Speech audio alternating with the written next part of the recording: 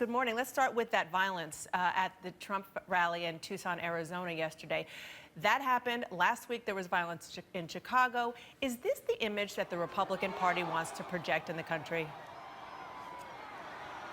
No, it's not the image, number one, that we want to project, but it's not the image that we are projecting. It's an image that I think has been out there, unfortunately, at some rallies, but I think both the campaign side from Donald Trump and everyone else involved has said that violence is not the answer, and it isn't the answer. And so I would say to leave these things up to the professionals. And as far as your comment about the Cleveland, the city and the police department, they were planning on buying those things far before any of this became a topic. So they're prepared. Each city gets $50 million in security money, and I'm sure both Philadelphia and Cleveland are going to do all of the preparations necessary to ensure a safe environment in Cleveland. Okay, you know, there is a lot of discussion this morning about the Trump campaign's campaign manager, Corey Lewandowski, being in a confrontation with a protester. Trump said this morning that he gives Corey Lewandowski credit for dealing with people who were holding terrible signs. But are you concerned about what that video shows? It's on the screen right now.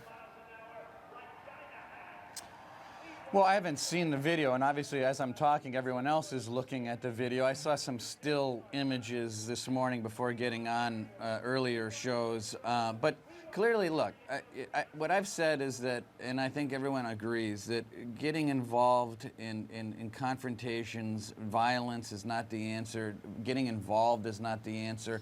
I think you leave these things up to the professionals. You've got professional police. You've got Secret Service.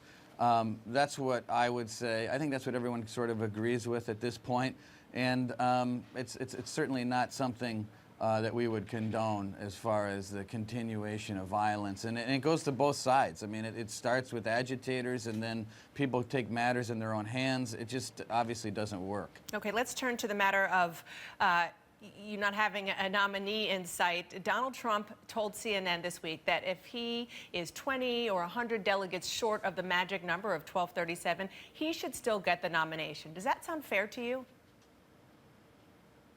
Well, there's two things. Number one, I mean, history would show, whether it be like Walter Mondale, Gerald Ford, when someone's a little bit short, you know, you let the process play out, and generally, if it's that close, generally that's what happens. But certainly what I would say is that the minority of delegates doesn't rule for the majority. So this is a delegate-driven process. This is the first time in a long time people actually cared about delegate count. But delegates matter. And so the majority of voting delegates in our party choose the nominee. That's the way it is, Dana. I won on the 7th ballot as chairman of the party. Now, that's hardly a landslide, but I was never behind. And no one gave it to me on the 2nd or 3rd ballot. In fact, I had to fight and fight and fight, and eventually I got the majority. That's how it works. And so the votes that happen in the states enfranchise the delegates to go to the floor and vote. So no one's disenfranchised. In fact, they're empowered by the delegates that they receive, but they have to have the majority. Well, I'm glad you mentioned that, because one of your committeemen, Curly Helgeland, said this week that it is the party, not the voters, choosing the nominee. Do you agree with that as chairman? No, I think it's a combination of the two. I mean, the voters create the bound delegates. So if you're voting in a state, when candidates receive a certain amount of votes, they bind the delegates to that candidate. Look, 150 years ago, this is what it used to be.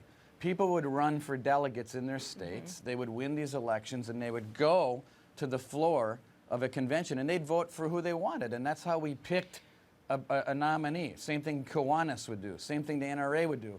Somewhere along the line, Dana, people decided that they would expand the participation, and they said, we'll have these primaries and caucuses, but then we'd bind the hands of the delegates for just one vote based on that outcome, and then it expanded into other things. So the voters are certainly empowered. but the delegates vote based on the outcome of those elections. Let's, because of all of the interest in your rules, there is a lot of knowledge now about Rule 40 of the RNC. It's something that was adopted in 2012. And there's a lot of misinformation, Good, so too. let's clear it up. Okay. It was adopted in Go ahead. 2012. It says a candidate must have Right. the support of a majority of delegates from 8 different states, so has to win 8 states in order to win the nomination. Are you committed to keeping that rule in place?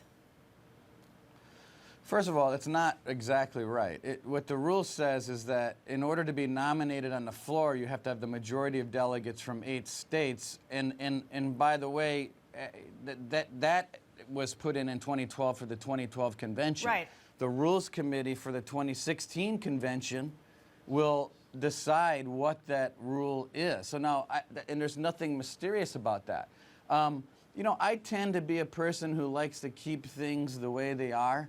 But it's not my decision, though, Dana. I'm not the person that gets to decide. The delegates that get elected in each of these states make the decisions for what the rules for the 26th convention will say. And I'm not saying anything nefarious. This is just the way it is. Right. So you could be voting at the boys. Go ahead. No question about that. But you understand politics, and then there are rules, and then there is perception. And given the environment out there right now, do you think it's a bit dangerous to change the rules, even if it's okay, even if it's sort of legal within the party boundaries?